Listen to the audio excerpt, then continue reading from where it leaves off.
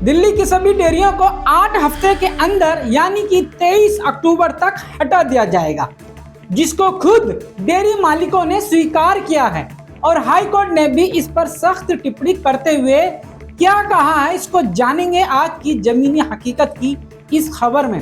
नमस्कार, आप देख रहे हैं जमीनी हकीकत हेडलाइंस लाइव न्यूज पर और मैं हूं आपके साथ मोहम्मद रफी। दिल्ली की सभी डेयरियों पर अदालत में जो सुनवाई चल रही है, उस सुनवाई की आखिरी तारीख 28 अगस्त को अदालत ने क्या कहा, इसको जानना बहुत ही जरूरी है।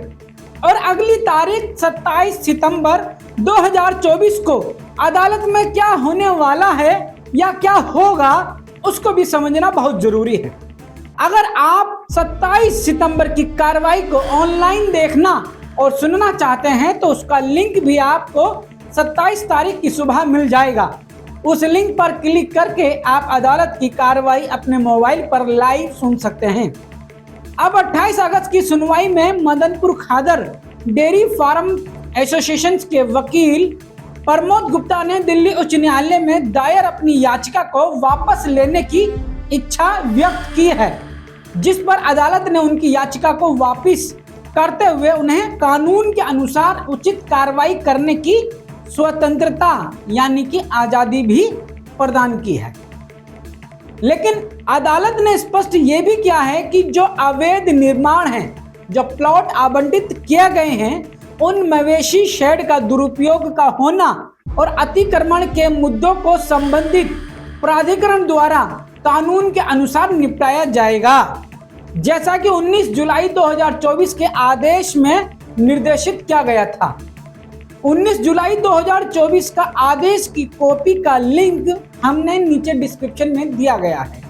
आप वहां से जाकर डाउनलोड कर सकते हैं और उसका हिंदी अनुवाद भी पढ़ सकते हैं। अब वापस आते हैं खबर पर।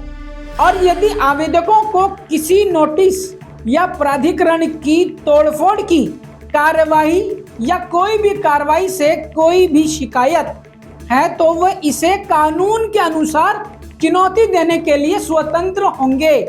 लेकिन किसी भी प्रकार का बलवा करना या रुकावट का कारण बनना वह अदालत की अवमानना में शामिल किया जाएगा। और इन टिप्पणियों और स्वतंत्रता के साथ अदालत ने याचिका का निपटारा कर दिया है। सभी पक्षों के अधिकार और तर्क खुले छोड़ दिए गए हैं। और इसी के साथ ही याचिकाकर्ता सुनैना सिब्बल को पुलिस सुरक्षा की मांग पर अदालत ने आदेश दिया था, जिसके बाद आरोपी व्यक्तियों ने बिना शर्त के माफी मांगी है। आपको बता दूं कि पिछली सुनवाई में सुनैना सिब्बल ने बताया था कि उन पर डेयरी मालिकों की तरफ से जान से मारने की कोशिश की गई थी। यह घटना 22 अगस्त 2024 को उनके निवास पर हुई थी। इस घटना के कारण सुनैना सिब्बल के वकील ने पुलिस सुरक्षा की मांग करते हुए एक आवेदन दायर किया था, जिसमें मदनपुर खादर डेयरी फार्म्स एसोसिएशन के वकील प्रमोद गुप्ता ने अदालत को सूचित किया कि उन्होंने उन दो व्यक्तियों की पहचान कर ली है, जो 22 अगस्त 2024 को याचिकाकर्ता सुनैना सिब्बल के निवास पर यानी उनके घर पर गए थे। इन व्यक्तियों के नाम हैं श्याम नारायण और कपिल भड़ाना। उन्होंने अदालत में बिना शर्त माफी मांगी और आश्वासन दिया कि उनका याचिकाकर्ता को कोई भी और किसी भी प्रकार का कोई नुकसान पहुंचाने का इरादा नहीं था। उन्होंने स्पष्ट किया कि वे केवल अपनी चिंताओं को व्यक्त करने के लिए याचिकाकर्ता के पास गए थे। वकील की दलील के बाद अदालत ने उनकी माफी को स्वीकार कर लिया और उन्हें याचिकाकर्ता या किसी अन्य याचिकाकर्ता के पास सीधे या किसी अन्य व्यक्ति के माध्यम से संपर्क न करने की चेतावनी दी है। और वकील प्रमोद गुप्ता को निर्देश दिया गया है कि वे श्याम नारायण के माफीनामे के शपथ पत्र को इस आवेदन के रिकॉर्ड में शामिल करें। और इस पूरे मामले पर साउथ कैंपस के एसएचओ की ओर से उपस्थित वकील निपुण कटियाल ने 26 अगस्त 2024 की स्थिति रिपोर्ट अदालत में पेश की और उन्होंने अदालत को बताया कि 23 अगस्त 2024 के अदालत के आदेश का पालन किया गया है और याचिकाकर्ता सुनैना सिब्बल को पर्याप्त पुलिस सुरक्षा प्रदान की गई है। अदालत ने दिल्ली पुलिस कमिश्नर को निर्देश दिया कि वे याचिकाकर्ता सुनैना सिब्बल को महफूज रहने और खतरे की धारणा का कानून के अनुसार विश्लेषण करें और 2 सप्ताह के भीतर उचित कदम उठाए और रिपोर्ट पेश करें।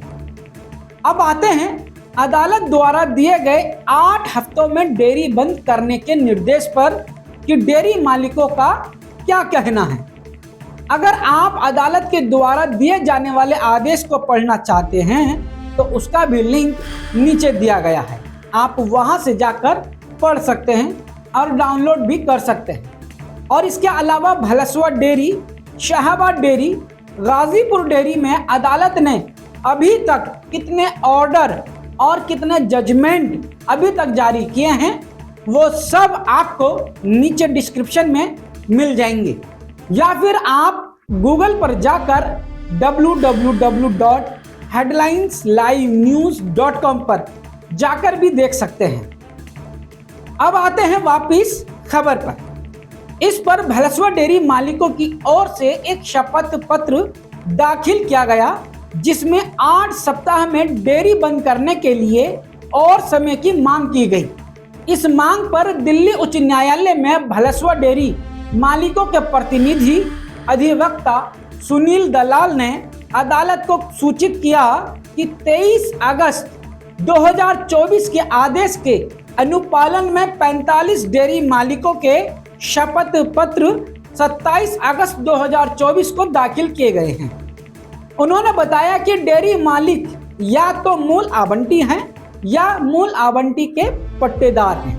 हालांकि शपथ पत्र में कुछ कमियां हैं, लेकिन डेयरी मालिक इसके सभी तथ्यों से सहमत हैं और वे इसके लिए बाध्य हैं।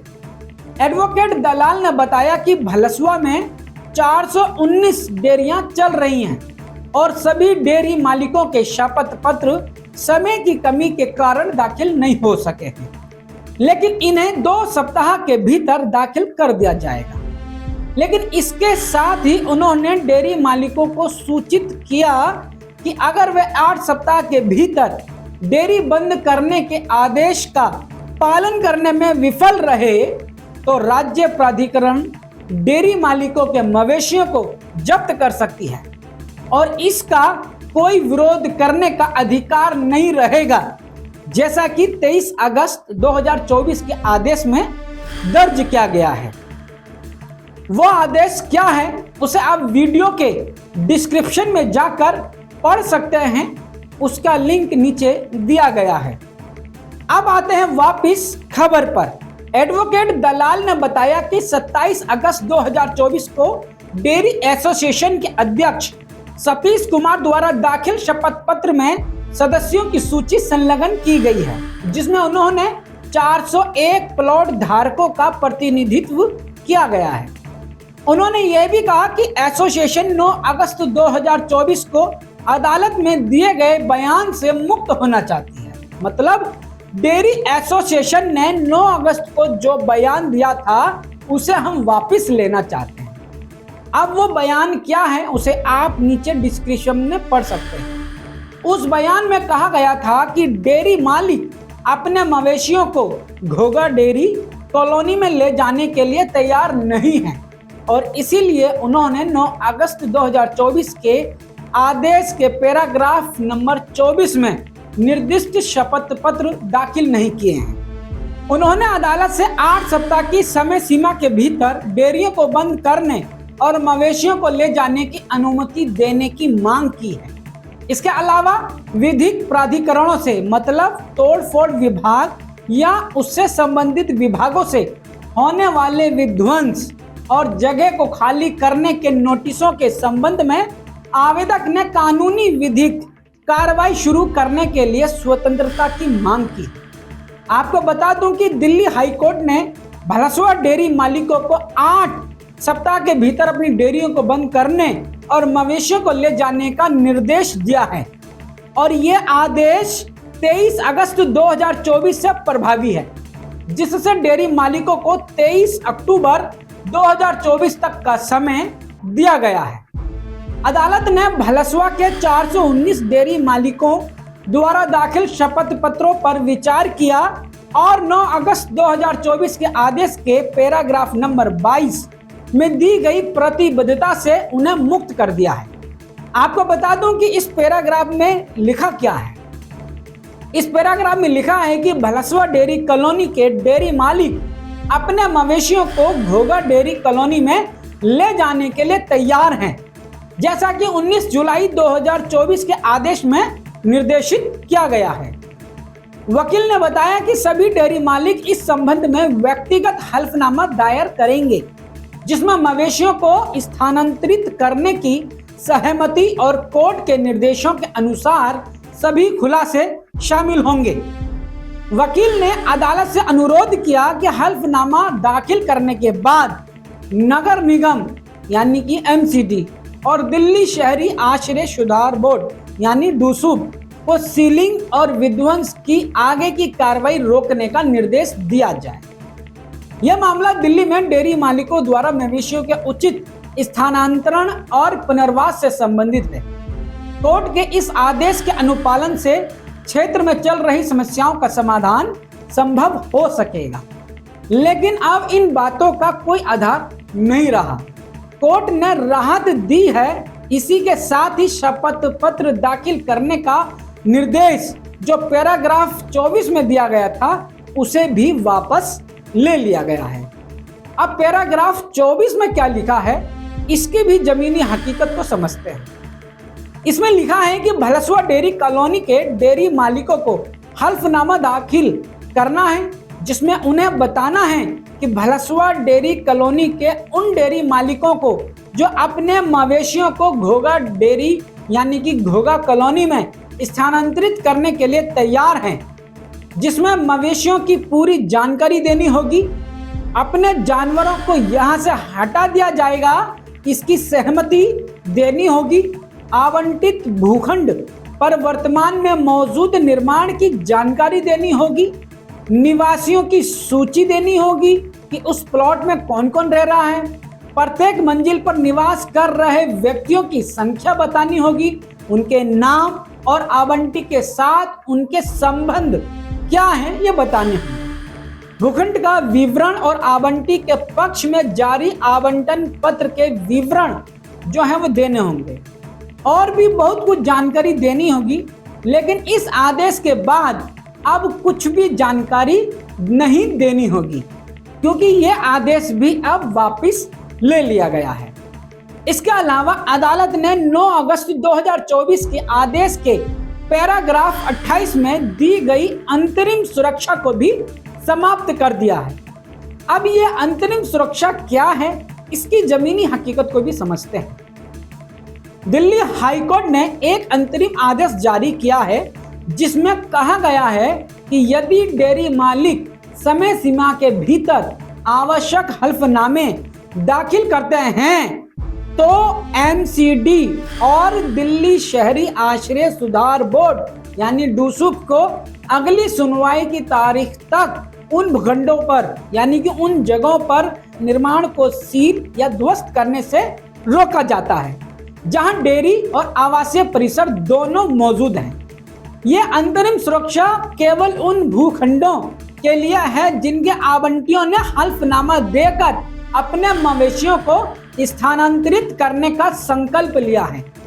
आदेश का उद्देश्य है कि हल्फनामा दाखिल करने वाले डेयरी मालिकों को स्थानांतरण प्रक्रिया के दौरान कोई समस्या ना हो और एमसीडी व डूसीब की ओर से कोई सख्त कार्रवाई ना की जाए। लेकिन अदालत ने जो अंतरिम सुरक्षा दी थी, अब वह सुरक्षा भी इस सुनवाई पर वापस ले ली गई है।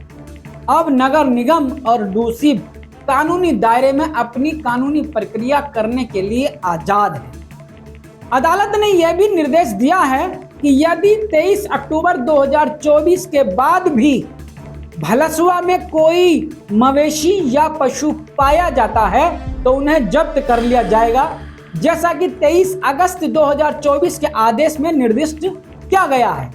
अब इसके बाद अवैध निर्माण, सरकार द्वारा आवंटित पशुशालाओं का दुरुपयोग होना और उन पर अतिक्रमण से संबंधित कार्यवाही को संबंधित विभाग विधिक प्राधिकरण द्वारा कानून के अनुसार निपटाया जाएगा, यानी कि तोड़फोड़ की जाएगी।